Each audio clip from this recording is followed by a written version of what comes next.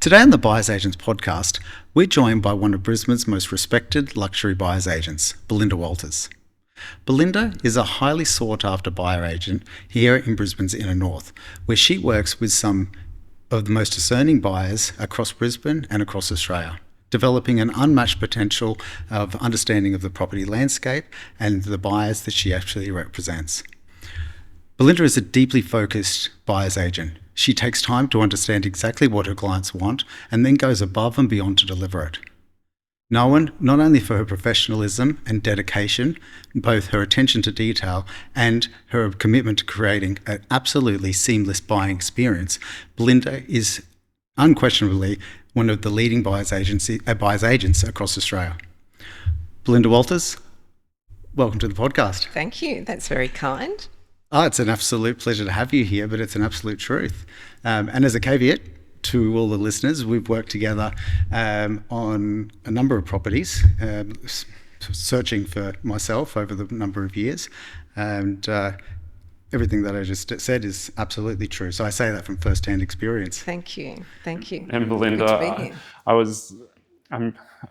I've only just met today, and already I can sense that you have such a passion for what you do, and particularly in the buyer's agent space. Thank you so much for coming today. Thank you. My pleasure. So we're here in Brisbane, sunny Brisbane. It's coming into the silly season of life.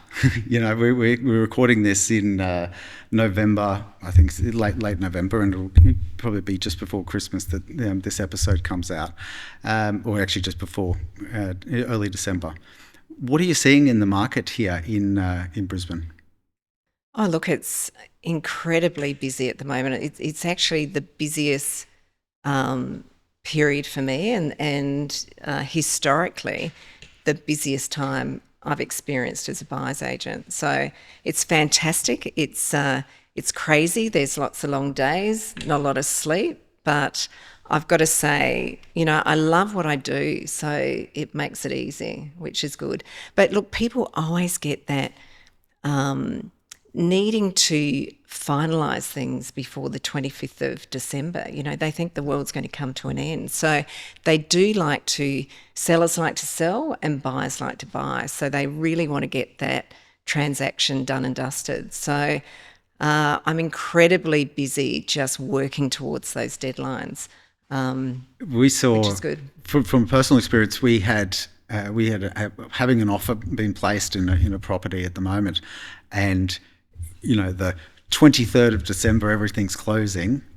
We need to make sure that we've got the conveyancer and the legals and all of that. And from the seller's side, they're trying to put that pressure onto us. So it is actually a thing. You see it in this period. Very much so. And we go into that block-out time sort of, a couple of days before and after Christmas, just purely because, you just can't settle during that time because solicitors, banks, everyone's closed down. And it's a very buoyant market here in Brisbane, especially in your category, which is the luxury property range, or let's call it blue chip, because luxury, I would imagine, today is perceived, but also when we're above that sort of $2 million mark, it's a lot of money for any person to be buying or any family to be paying for a home, and sometimes it's not actually somebody else's perception of luxury. But are we seeing that there is that even more of an impact on prices coming into the new year? So generally, like if you get into January and February, at the moment we're growing at 1 or 2% in that sort of space. But are you really seeing that as well? Is that why the buyers and sellers both want to? Look, we're seeing, at the moment, and it's been like this for quite some time. There's by far more buyers than sellers. So. And look, I'm fortunate to work in, the inner north of Brisbane. And look, it's great that you position me as a totally high-end buyer's agent. And, yes, I am fortunate that I do sort of work in this magnificent sort of area. But that also includes apartments and units and, so it ranges from people who might have an investor with $850,000 buying you know, a 2-bedroom apartment right through to, you know, $10 million plus, you know, in magnificent sort of Hamilton, Ascot, you know, right on the river. So, but all of those sectors are tight. You know, units and apartments are a classic where there's just no stock. So a lot of what I do is off market. You know, a classic case, I bought 4 apartments in the last week. Every single one of them has been off market. So you've got to work that hard and make sure you're offering something to your buyers that they can't see. And that's all in the inner north. So we're talking Yep. suburbs like Ascot, Hamilton, Wooloowin, Hendra, Clayfields, Kalinga. Kalinga. Yeah. And really, if a buyer comes to me and says, hey, look, I'm, you know, wanting to go to Paddington or Chermside or, you know, any suburb outside of that really tight inner sort of north area, then I'm very open and honest and just say, look, I'm not the person for you, you know, maybe give someone, you know, else a call that I can sort of, you know, put them onto. And I think that's been my greatest success in the last sort of 2 to 3 years when I've sort of stepped out on my own and under my own brand is, you know, I'm way more confident in just sticking to my knitting and sticking to that really tight pocket. And I know every street, virtually every house inside out. And, you know, so I really do the right thing by my buyers. That's so, like, it's so poignant, I think, and there's so much to unpack just in those couple of sentences, but particularly around, you know, from a business success perspective, there's 2 parts there. One, going out on your own and having Belinda Walters buyers agents as the name on the door, the brand and the business. And I'd love to understand that more. You've been doing it for a long time now, right? Over a decade? Yeah, I'm coming into, probably 11, coming into my 12th year. So Do you still remember your first? absolutely. Can you tell me, could you tell us about that? How did that? It's interesting. You know, my background is not real estate. It's actually, you know, when I was in my sort of late 20s, I was fortunate to secure a great position as the CEO of a company called the Adelaide Convention and Tourism Authority. And then after that, I went on to manage a major events organisation that was responsible for procuring and sponsoring and managing world-class international events. So my job was always to negotiate.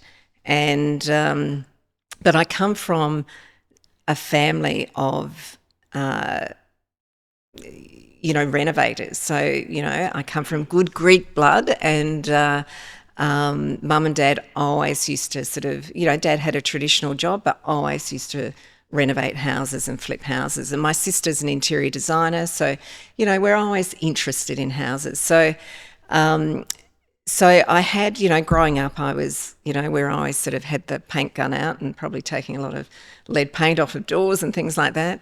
And so, you know, we always had that sort of as a base interest. Getting back to my jobs as, you know, a negotiator, you know, that's what you do in real estate. You know, that's what it's all about. So, yeah, absolutely. So, you know, I worked hard and I got very fortunate to get into some really fantastic jobs. So those jobs were all about driving the economy and, you know, fantastic events like the Tour Down Under or motorsport events or, you know, arts events, operas in outbacks, cattle drives, you know, golf, tennis. It was all about travelling the world to get these international events to be the driving, to drive the economy. So,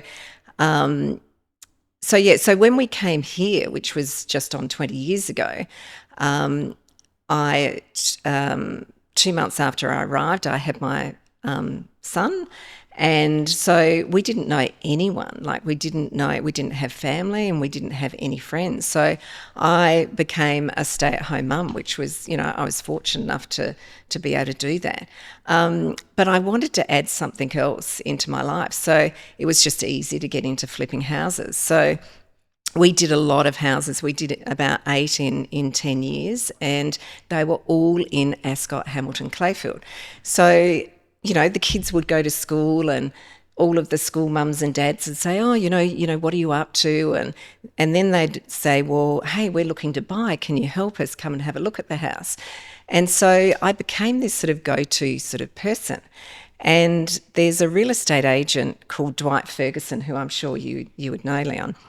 And he said to me one day, why don't you become a buyer's agent? And that's what triggered me to become a buyer's agent. So we spent probably 6 to 12 months really researching, and then with my then business partner, we opened the doors. And back then, people didn't know what a buyer's agent was. If we went to a real estate agent, they would just go, oh my God, do I have to share my commission?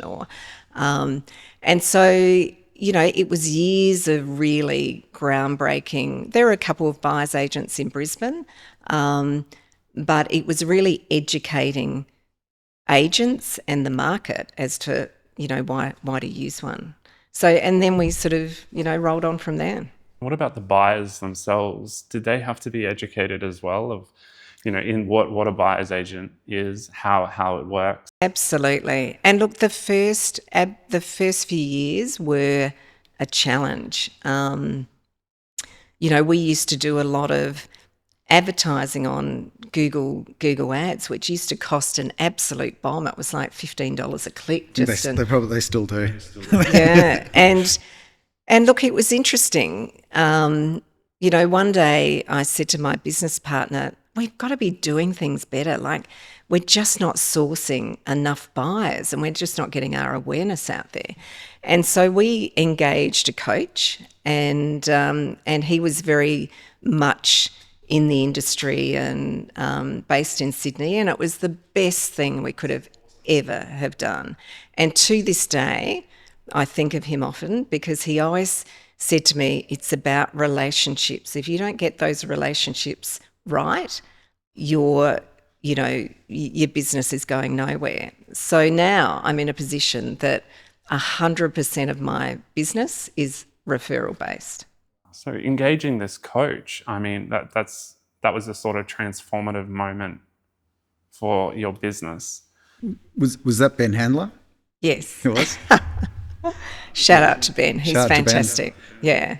Yeah, very good. That's awesome. Yeah, so look, I think we all need, be it a life coach or a coach at some point in time, just to rattle the cage and go, am I being the best I can be? Version of yourself. And that's what he did. And I'm grateful for him setting me on the right path. Just earlier we were talking about, you sort of focused on that very core niche area. Was that part of that coaching, or was that part of that guidance, or was that part of that decision making, or was that just what you knew from the 8 to 10 years of buying and flipping in Ascot that made it make sense? Well, I suppose when you sort of live and breathe an area, you become very comfortable in that area. And with my previous buyer's agency, we didn't have the luxury of really, back then it was, we were taking whatever business we could come across. And so we were on the north and south side of the river, and we'd, be everywhere. But when I decided to go out on my own, it was a real decision, to specialise and really stick to my knitting. And since making the decision not to go beyond, a handful of suburbs, my business has tripled. And so you're seen everywhere. The agents know you. I probably have a core of, 30, 40 agents, and we talk nonstop. So I'm always knowing what's both on and off market. So building those relationships, you've just got to make sure that everything's as tight as it can be and you're not missing opportunities. Yeah, we talk about relationship being the absolute key in any form of real estate, whether it's buying, selling, developing, marketing, whatever it might be. From a buyer's perspective, you've obviously had now a lot of time living in this area, in Ascot and around. Is that how you've built that black book of customers, by them coming back to you and referrals through and that sort of thing? Yeah, so my business is without a doubt, real estate agents offer a huge network. They're the ones who are at the front line of seeing buyers every single day. But certainly in the last year or two, I've found such a large percentage of my business are repeat, the buyers that are coming back who I worked with 10 years ago. But the word of mouth that they offer to their friends is unbelievable. I have this very special contact who has great networks within the country, and he started telling his friends about me probably 4 or 5 years ago. And it's not unusual, for me to get 3 or 4 phone calls a month with all of his rural connections just engaging me. And once you start, the word just gets out there. But I think you can build those connections, but you've got to deliver as well. You've got to deliver on a really good service and build trust. And once you build that trust, people respect that, and they will tell their friends, and that's how you get your business. So there's the age-old, the agent is working for the seller to get them the best price, and the buyer's agent today is working for the buyer to get the best value 100% out of it. Yeah. It's somewhat hard to build trust in those first moments or those first weeks, because one of the things that we report on the buyersagent.com.au is how long you've engaged with a buyer, and that could be days. Like it could be 30 days, for instance. So it's not a long time to be able to build trust. How do you do that? Your natural rapport is very to be very empathetic and naturally to guide. I think whether it's a maternal instinct, whether it's the knowing your market so well that whether it's you've got a big influx of customers that your brand is your buoyancy. How do you go about building trust in those early stages? Look, it's a very interesting question, and I think it's I think some people just have that natural ability, as you said, whether it's a mother or motherly instinct or what it is. But look, I've always my greatest rule of thumb is if I wouldn't buy a property myself, then don't suggest it to a buyer. Buyers can be quite vulnerable. A lot of people might have only, they're not like you that have made multiple purchases in your lifetime. A lot of people might make, 3 property purchases in a lifetime. So, I had a buyer who just recently settled on a house, and they'd come out of being in their home for 30 to 40 years. And so to go out and look for property and not really know what they're looking for, not knowing what the due diligence process, not knowing what overland flow means or the impact of flood or flight paths or easements or encumbrances, all of that, they're all foreign words.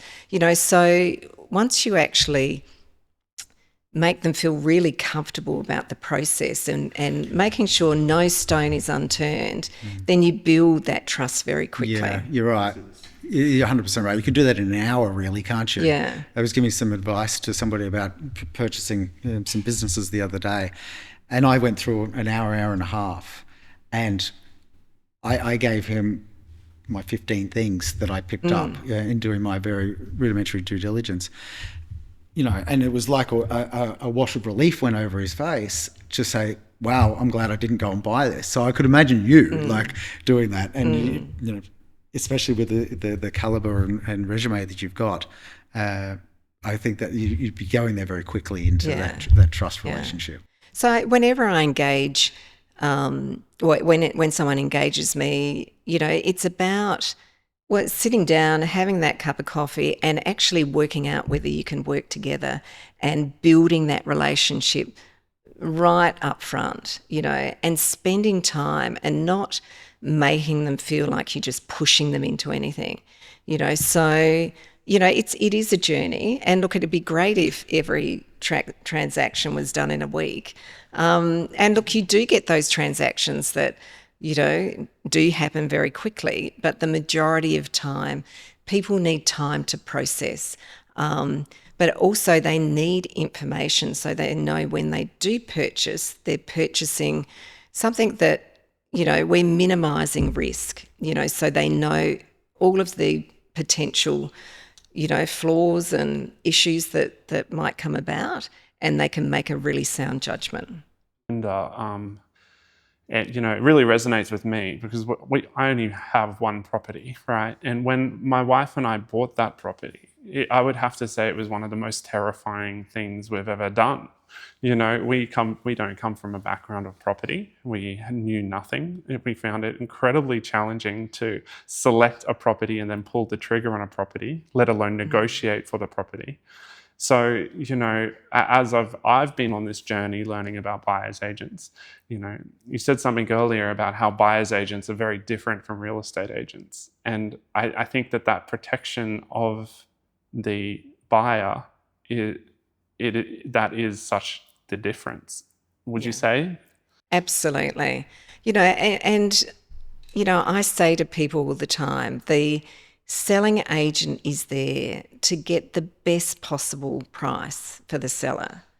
But as a buyer's agent, I'm there to make sure that you're buying smartly. And, you know, buying smartly and buying well is making sure you've done all your checks and balances. There's no major issues with the property.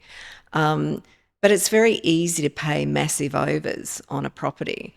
That's what the selling agent wants to achieve. But as a buyer's agent, we want to buy as well as we can.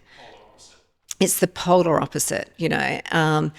And, you know, look, you know, I think if you were to ask any agent who I deal with, we have a very respectful relationship.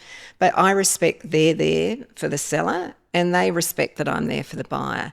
And look, I think the best outcome is always when you've got happiness on both sides. You know, the seller's happy and the buyer's happy, and we're coming together as one and have achieved. Yeah, absolutely. But without a doubt, I'm representing the buyer, and you know, so I just make sure I intern and absolutely everything to make sure they have 100% exposure of what's in the market. Tell me about the buyers. So do you have a sort of favorite type of buyer that really makes you? Do you have a favorite child? like sort of. Do you have a name names? Do you have a favorite podcast you listen to? Exactly. Is there something that you look for in a buyer? It's so funny you say that, because 99% of my buyers, I could sit down and have Christmas lunch with them. Be a check, right? Yeah. You could have a drink with them if you relax. And look, I don't know if it's just they're the type of people I attract. You know, I've maybe had one or two buyers in, you know, 11, 12 years where I've gone, oh goodness, you know, that was a challenge.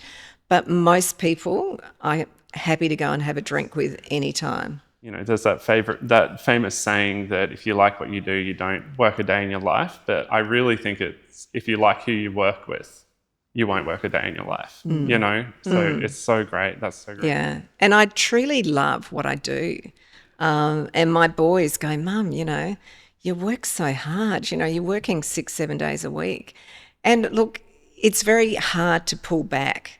You know, I take my hat off to the agents who are very strict with their time. And I don't know how they do that, because when you're in the middle of doing a deal, It doesn't matter what time of the day it is, you're on. And, you know, now that I've sort of stepped out on my own, you know, I'm 100% accountable to myself. There's no one saving my backside, you know. And so I'm so competitive, I don't ever want to miss an opportunity. So, look, the hours are crazy. You've got to give yourself some time out every now and then and go, hey, you know, take a break. But it is a all or nothing kind of industry. And it's those transactions can be very fickle as well. The buyers and the sellers, that, you know, they might get a number in their head that they want to stick with, or they might have something else come about and explore that. And all of a sudden, just in that 24-hour period, the buyer's deserted or the seller's deserted based on what's going to happen. So I think that's, you know, quite poignant in the fact that, you know, you are having to do all of the work all of the time. But it also relays back to, you know, the old, okay, why am I paying an agent all of this commission to sell my property? Why am I paying a buyer's agent all of this money? In fact, a different model, but why am I paying them to do it? But it's because of that ruthless ambition to get them the best price and the quality of the product that they're actually buying, and you're paying for that peace of mind, right? Yeah. Oh, look, I think it's got a lot to do, you know, with my heritage. You know, my family, my father was just a hard-working man, and you know, and I think it's in your blood, and it is in my blood to negotiate. I love it. You know, I was just hearing you before, you know, about so many people are intimidated by auctions and by negotiating. And I regularly get high-end professionals who are CEOs of major organisations, and they say, I don't want to negotiate. I don't want to do that.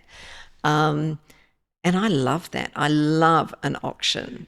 You can't get anything more exciting than being successful at an auction. I actually have a great question about auctions, right? So do you have like a pre-game ritual that you do before an auction? Do I shake myself Yeah, because I don't... You know, she's just saying your pre-podcast ritual. Yeah, my pre-podcast ritual. Yeah. Look, I've always got it in the back of my mind going into an auction. But look, you've got to be fluid. It changes so quickly. It just depends on who your competition is, and you've got to know when to come in and out, and when's the right time to, you know, just go in with that, you know, drop dead bang, you know, amount and you know, set everyone apart. Do you ever come up against other buyers' agents at the auction? All the time. All the time. Yeah. Because I've seen a lot more of it, especially in this market. Well, now that there's so many, you know, 10 years ago, there were no buyers' agents around. And, you know, that's been great for us because we've been really able to set ourselves apart and sort of move with the industry. And, you know, for anyone starting off, you know, you've just got to do the hard yards, and it doesn't happen overnight. And you've got to build that trust within agents as well, that they're wanting to deal with you. So what are those hard yards? Can you sort of break that down a little bit? It's getting out and seeing properties. It's knowing your patch. You're knowing your patch inside out. You know, I feel like I know the majority of houses in every street within my sort of, you know, farm as such. But I know the nuances as well. So it's understanding, you know, your market, knowing the values, you know, whether it's a house that I'm buying or, you know, that was just on the market, I'm always churning over numbers in my mind going, right, that should sell at this price. And, you know, more often than not, I'm right, just purely because I work in such a small area that you do know it inside out. But look, starting off, you know, I'm sure being a real estate salesperson, you've got to be relentless and do a lot of door knocking and making phone calls. As a buyer's agent, we don't do that. So the way we find our buyers are very different. And so, you know, 10 years ago, it was very much building those relationships. And, just getting your name out there, and whether it was doing publicity or, back then it was saying to people, I'll go and bid at auction for you, and I won't charge you, but just to be seen there. 10 years down the track, I'm now in a fortunate position that, people come to me because they want that experience, they want that knowledge, and they want to buy well. Yeah, well, something I'm curious about, right? But just circling back to your experience with auctions, do you find that the sellers overprice and it could sort of make the auction invalid? Like, what my wife and I have found is we love going to auctions around our local area, right? But I would say 6, even 7 out of 10 times they don't hit it's passed in. Is that something quite common? Would you say most of the time that happens, or do they actually reach a sale? I mean, you've quite often got a seller. The market at the moment is hot. And so, if someone's got a, $3 million house, say, or $2 million, or whatever the amount is, it doesn't really matter. But, they're always, have dreams and aspirations. They're always wanting to go, wanting to buy another bigger, better house. They're wanting to buy a bigger, better car, go overseas, buy something up the coast. And so quite often they go, well, so I need $5 million, but their house might be worth a lot less than that. And so what the market does, going to market really educates the seller as to where their property's at. And so, but as a buyer's agent, I love an auction. It's very transparent. You can see exactly, And how many people are willing to pay what? Most people are intimidated by auctions. A lot of people, it's probably changed now, but years ago people would say, I'm not buying at auction, because they felt that it was too loaded. Now there's so many regulations around the industry. You can't have too many birds bidding at auctions. And to your point about the 6 and 7, it's probably, I think in Queensland at the moment it's about a 51% clearance rate in auctions. Really? Yeah, on reported auctions. So, you've got, effectively half of the auctions completing, and then the other half, and this is education going on. I definitely see that. And it's educating everybody. It's educating the vendor who's selling. And I see there's also educating me as a buyer. If I didn't get it, yes, then I've got some ammunition. But you're right, with those first auctions, the shakes are going, and you're like, how do I get the poker face going? Like the pre-game ritual that we talked about earlier. Exactly. It definitely exists. And you just get more and more confident in it, more and more structured with it. And you're sort of then ready. But I guess from your perspective, you're also ready to go into battle after the auction. So that other 49% of the time that right, it preps you. It gives you that insight that you wouldn't have gotten otherwise if they didn't run the auction. And look, as a buyer's agent, you're relentless. I'm sure there's agents at times going, oh God, here she comes, go away.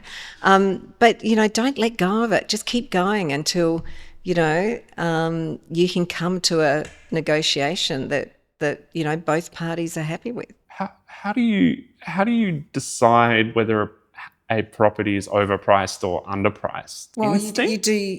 No. Well, if you know your market well, you'll roughly know where it's sitting.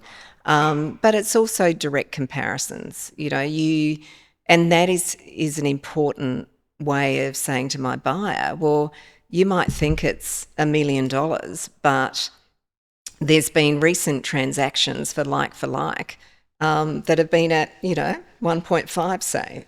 So it's making sure it's educating them equally as buyer and seller equally as much. And if you take the auction's happened, we've now gone into post-auction and the transaction hasn't happened. Tell us about that process that sort of goes on behind the scenes. Like, you're working pretty much immediately into negotiating. You're working immediately into calming the buyer to say, hang on a second. Calming the buyer. Well, you're a client, right? Yeah, of course. They were, let's say they were ready to spend 2. It's gone to 2.1 exactly. and passed in. You've now got to... And look, you've got to sort of assess, most of the time, going into an auction, you're sitting down with your buyer beforehand and say, well, look, what is that price that is your drop-dead price that you're happy to walk away? And more often than not, they haven't got too much more in the tank.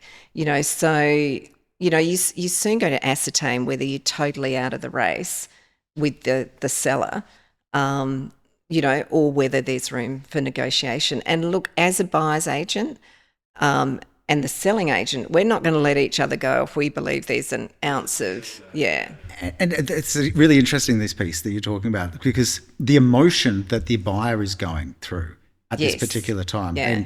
And you are very empathetic. I've said this time and time again, and I think that's, why you have so much success and so much, that everybody in the community who knows you or knows of you echoes the same.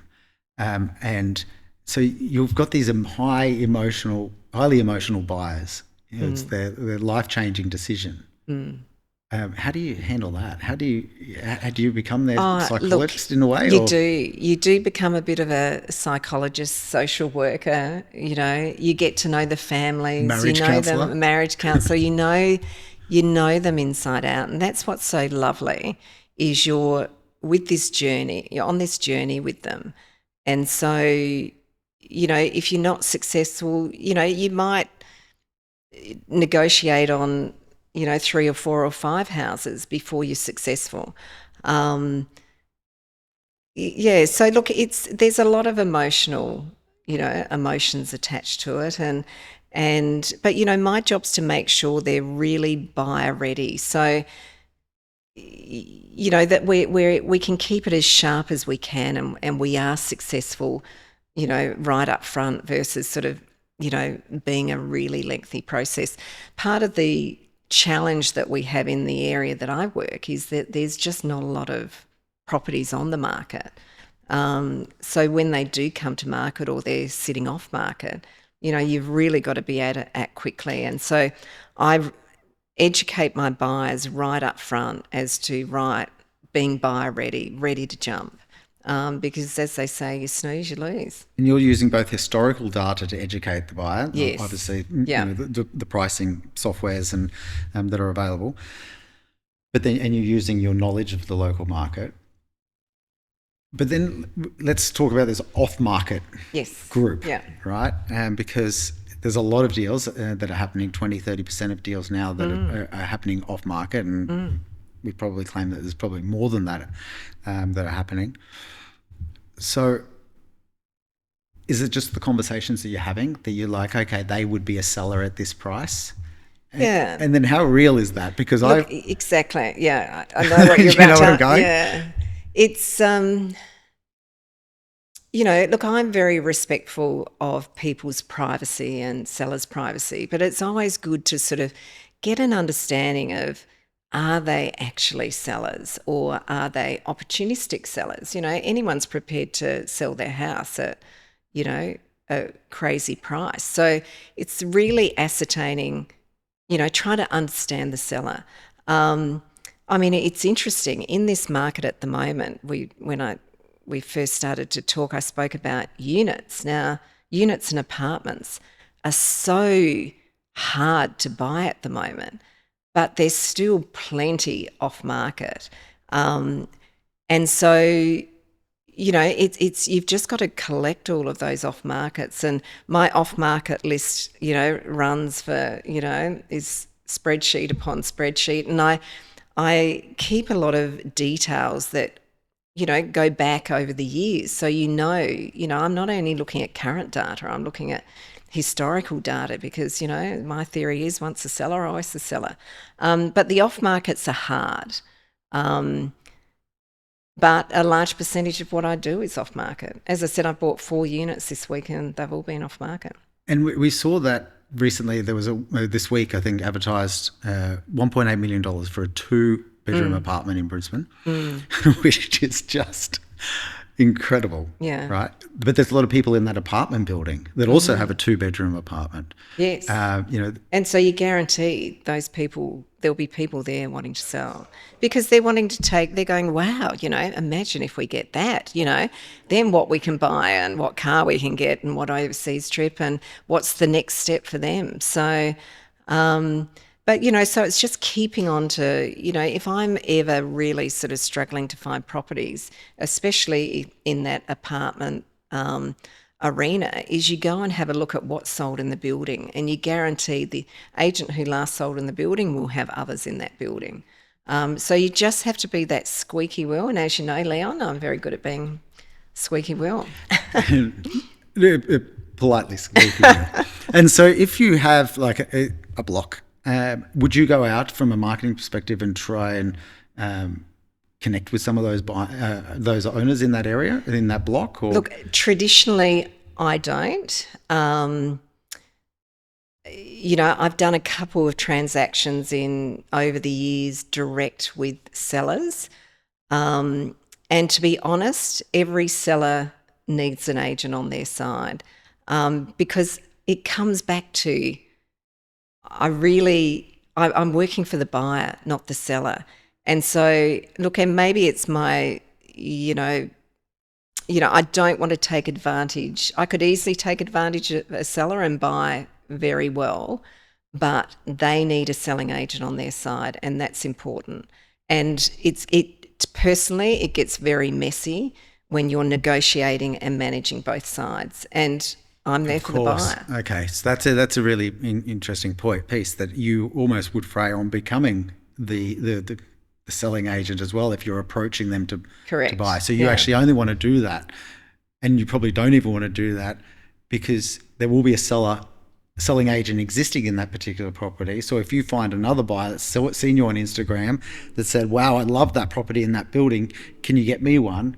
One of your first avenues might be to that selling agent that sold the last one. Look, every buyer has these dreams of you're going to go direct to people, but it's actually not in their best interest. I can get a much better deal and negotiate much better when there's a selling agent there because I'm not going direct to the buyer. You're taking out that emotion and you're really positioning the selling agent where it should be. So, Belinda, earlier you were talking about your reputation being everything for a buyer's agent. And what I was curious about, right, is obviously you want to get the appropriate property for the buyer, but at the same time you don't want to make any mistakes with that property choice. So is there like red flags for a property that you always look out for? Yeah. Oh, look, 100%. And there's, you instantly look at flood, overland flow, easements, encumbrances, all of those things that are just, you're ticking off boxes and making sure. And look, the day that you don't make reference back onto your checklist is probably the day that something's going to fall through the cracks. But yeah, absolutely. It's just imperative that you're making sure that the buyer is 100% comfortable. I mean, none of us have a crystal ball as to what's going to happen tomorrow with the market. But, if you buy well, you're always going to set yourself up well. Yeah, right. Great. Well, we when we bought our property, we knew it was on a bit of a flood zone, and we bought it anyway. And we've flooded like 3 times, right? And we're lucky enough to be approved for the Resilient Homes Fund, actually. So we're going into the process of renovating the house and having it lifted up. But that's stressful in itself. So I can totally understand how that would be such a priority, the flood zones. Do you think that more houses are being flooded? Or is it always sort of just the same as when you started? Yeah, look, and we're fortunate that the Brisbane City Council have the flood awareness maps and flood wise maps. And, now that with the seller's disclosure I mean, we've always, as a buyer's agent, you always do your due diligence, but now with buyers, your sellers, they have to, disclose everything. And, there's fantastic reports that you come by that you can actually see everything about the land that you're buying on, where the sewerage is, where the power, everything, all about all of the assets. I mean, overland flow and flood, I'm not a great fan. Either most am I. of the people, but you know what? It's people buy for certain reasons, and it's probably a beautiful location. And the great thing is you can mitigate for a lot of overland flow, which is good. But a lot of my buyers, I find, are time poor, risk averse. So it's making sure they're aware. And if we're buying in an overland flow path, then it's making sure they're aware of what do they need to do to mitigate that, and can they mitigate it? And if they can't, let's just leave that one. But yeah, look, it's any purchase is going in with your eyes open and knowing exactly what you're buying. Because at the end of the day, your reputation is what suffers if you make a mistake, isn't it? Mm. So one of the things we like to do on the podcast is we like to put you under lights. And this is like choosing your favourite child, because especially when you've got such a niche area, but it could be elsewhere.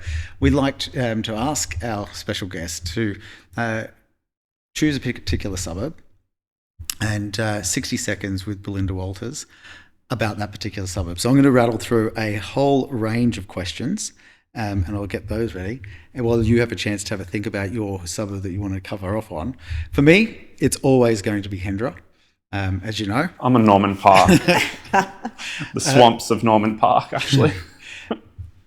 Yeah, it's well, the flooding low line areas, potentially, but particularly around a suburb that's meaningful to you, right? A suburb that you've been around and you've seen for many years, or maybe it's just a suburb you one day want to move to. But ideally, a suburb that you have a fair bit of insight and research on. Can I choose more than one? You can choose. You could choose an area or a region if you like. Oh, look, I am 100% fan of, as you know, the inner north. So you can't. Ascot, Hamilton, Clayfield. I've bought in all three of those, and I love all three of them for different reasons. But they're equal to me. Okay, so Ascot. Mm-hmm. Hamilton, Clayfield, and why does Hendra always have to be the bridesmaid? Look, even to the luxury, Australia's leading luxury market, blue chip, buyer's agent. Look, Hendra is still a hot little market. It's but you know what? It's interesting. You love where your home is, and you've made Hendra your home. I've lived in many a street in Ascot, Hamilton, Clayfield, and I just can't cross the tracks, so to speak. I think once you cross the actual train track, you've got great memories, and that's why I love those areas. I might have been giving Norman Park a bit of a bad name with my experience of flooding, but I would never live anywhere else. Yeah. It Norman is absolutely Park beautiful. It's lovely. So, it really, I can understand why you live there, because it's lovely. Just beautiful. The jacarandas are. It's so underrated. Like, it's so close to the river, which is why it floods. The schools. We have our son going to Norman Park Primary, which is an incredible school. Yeah. After going there multiple times now, the train tracks. And I think that's why, the suburbs I work within, they have fantastic school catchments. Ascot State School and EJ. People line up to get in those schools still. So. That's a key part, education and families, and that is why. And St Agatha's, don't give a shit. And St Agatha's, we love St Agatha's. Yeah, absolutely. That's a great school. It is. I tried to get my kids in there and I couldn't get in there because it's so desirable. Yeah, well, even Norman Park and Chack was the other school that my son's going to go to. We had to get on the list years. Yeah. Like we enrolled him in Chack probably a year after even 6 months after he was born. Yeah. And so 60 Seconds with Belinda Walters talking about the inner north of Ascot, Hamilton and Clayfield. Let's go. What's the number one thing buyers love about Ascot, Hamilton and Clayfield? Leafy. What is the biggest mistake people make when buying in Ascot, Hamilton or Clayfield? Well, you can't make a mistake. It's just so hot. Fantastic answer. What street delivers the strongest long-term growth? Ooh. You can't go wrong. Well, there's not one. There's like 5 that are, fantastic. Favourite street? Henry Street. Beautiful. Is it still undervalued, this area, and has the market caught up? It's not undervalued. It's where it is and it's going forward. What's your favourite pocket of those 3 suburbs? Pressure. Surrounding Alexandra Road. Beautiful. What was the most overlooked part that Ascot buyers should be considering? The most overlooked? What's the most overlooked part of Ascot, Hamilton or Clayfield? You've confused me a little bit because you've given me 3 suburbs to talk about. I know. But what's overlooked? What's the most overlooked part of this particular area? Oh, overlooked part. That's a tricky one.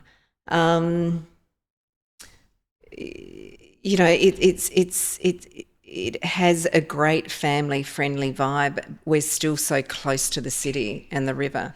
We forget about that because it's just such a gorgeous little cluster. It's an incredible spot. Character home or new build? I'm in a new build at the moment, so I'd probably say character. I flip between the two. And what performs better in Ascot? Hamilton or Clayfield? There are way more character than contemporary, but contemporary's highly sought after. Yeah. People don't want to renovate anymore. They want it all done. What's the one thing only locals know about Ascot, Hamilton and Clayfield? Oh, goodness. That's challenging. The IGA? What about how convenient it is to be to those schools? Yes. Right? Yeah. That's a complete underrate in my opinion. And sorry to take your 60 seconds. But if you are close to a school and that daily transfer, I mean, is as a growing family, because there's a lot of families in Ascot and the region, it's just absolutely an incredible way to live. And it is so, it's a very safe, it's very community focused, If all of a sudden a dog escapes, you know about it and everyone's running around looking after it. The same, the kids can walk down to Oriole Park, they're safe. Yeah. What's the most competitive price point in the area at the moment? 3 to 4.5 million. Okay. And is that because the stock supply is so low? Very. And people are trying to move from other suburbs into this area, and that's the entry point now. And it is challenging, with 3 million is a huge amount of money. It's very challenging to buy at that bracket. And if somebody can only inspect one Ascot, Hamilton or Clayfield, I would say property, but that might be a bit specific. Which would you, property or street or area, where would they be going this weekend? They'd be going Ascot. They'd be going Ascot. Beautiful. And one bonus question, where's the best coffee? Oh, Collingwood Black, Albion. There you go. It's not even in. It's not even in the hood. Yeah. So the Albion does have some great coffee. Yeah. Pendro has the best coffee. There's also Tribe on Racecourse Road, and that guy has built a fantastic business. At the IGA as well. At the IGA. Yeah. It can actually get too busy, but that's what a great success story. Talking of Racecourse Road, there's a lot going on in Racecourse Road now, and this has been the heart. So when you moved here, 20 odd years ago, Racecourse Road was one of the places. It was beyond James Street. It was Park Road, Milton. Well, James Street didn't even exist back then. That's right. So it was. God, I'm feeling old. It was the place. Yeah. And it's struggled in recent years. Yes. What are you thinking now is over the next 5 years? You know, there's a number But we're of going to big see some developers. great growth. You know, the Windermere is well and truly underway. Apparently there's only Graya, 8 remaining there. there's developments up near, the burger place, what's that called? The burger place, Grilled. So right the length, Racecourse Road is exactly 1 kilometre from Eagle Farm down to the river. And we've been, for years, everyone's been wanting it to really grow and develop. It has been sleepy. You go down the road at 9 o'clock at night and there's not much open. But look, I really see the next 10 years, that it will get to a James Street. There's not too much more development that can happen in at James Street. So, these other streets do need to come into their own. And to buy an apartment on Racecourse Road is, like giving your firstborn child away to get it. There is such a tightly held area. So these developments are really going to add value. So we like to do another little activity where I'm actually going to give you different price points. And we'd like to hear if you anywhere in Australia, so you can go back to Adelaide, your knowledge of Adelaide, where would you buy for that price point? Okay, so we're going to start off with $5 million. You've got $5 million. Where are you buying, Belinda? I'll try and make it a one-word answer, Brisbane, and that is because the growth and the lifestyle of the city. What about the suburb? Still within the inner north, absolutely. Wouldn't go anywhere else. All right, so let's take it down now to 3 million. Can we still maybe get into the inner north? Yes, yeah, absolutely. But you might need to do a bit of work. Let's take it down to 2 million. 2 million. Well, I'd probably buy an apartment. You're not going to be right on the water, but you're going to be close to it. But, it's not going to be a 5-bedroom apartment. It might be a gorgeous 2-3-bedroom luxury apartment. Newstead, perfect. Oh, Newstead, yep. I used to work there. Great area, actually. All right, $1 million. 1 million. Okay, that's challenging. So you're definitely going sort of outer areas, yeah. So that's not my forte, but you'd be going somewhere that you can see growth opportunity. Land is king. If you can get any form of land, you can't go wrong. I was going to say $500,000, but look, you can barely buy a 1-bedroom unit for 500, which is really sad. Maybe an acreage out. I'm sure there's opportunities, but you might have a bit more of a commute. But there's definitely still opportunities. So I'm going to go the other end of the scale, right? And I'm not going to ask you where you would buy, but in this inner north, there's a lot of properties that aren't sold yet. Right, so they have been around for many, many years. If you just take the square metre rate of the top selling property to what their 3,000, 4,000, 5,000 square metre property might be, I mean, when those properties start to come to market, that will really further exacerbate the market in your region, right? Oh, absolutely. Yeah, and people love, a lot of the beautiful homes in Ascot, sort of Hamilton, Clayfield area, they are on a nice piece of land and people will pay high prices for land. Tennis courts, there's only a small amount of tennis courts in that area. And when they come up, they go off straight away. So, given the substantial size of a lot of homes, they can't be carving up the land. Excuse me. Look, I don't see the market going backwards by any means. It's just going to continue to grow. It's going to become more desirable. People love Brisbane. It's a lifestyle city. And it's certainly changed in the past decade and will continue to change, I'm sure, over the next 10. It's a beautiful city, isn't it? It is. Belinda Walters, it's been an absolute pleasure having you on the podcast today. You were always number one on the list for us wanting to invite onto the podcast. And when I shared that with Eugene and told her, how wonderful you are, and I'm sure Eugene's seen that today, and I'm sure all of our listeners will see and hear that by watching. So thank you very much. Thank you so much. Pleasure. Your insights and decades of experience are really valuable. I can talk from personal perspective that, just providing that level of source of calmness and empathy and knowledge into the people that you work with and your buyers really has created something special. And we wish you all the success for the growth of Belinda Walters Buyers Agency. And thank you for coming on. Thank you. Thanks very much for listening in. Please make sure that you follow Belinda on her Instagram, Belinda Walters. .com.au or Belinda Walters Buyers Agent. Buyers Agent, yeah. Belinda Walters Buyers Agent on Instagram will be tagged below. Visit Belinda on belindawalters.com. Not .au, it's just the .com. And make sure that you like and subscribe. Leave a comment below. And if we can answer any of your questions, we're here to help. This episode was brought to you by buyersagents.com.au, and we look forward to seeing you on the next episode. Thanks very much.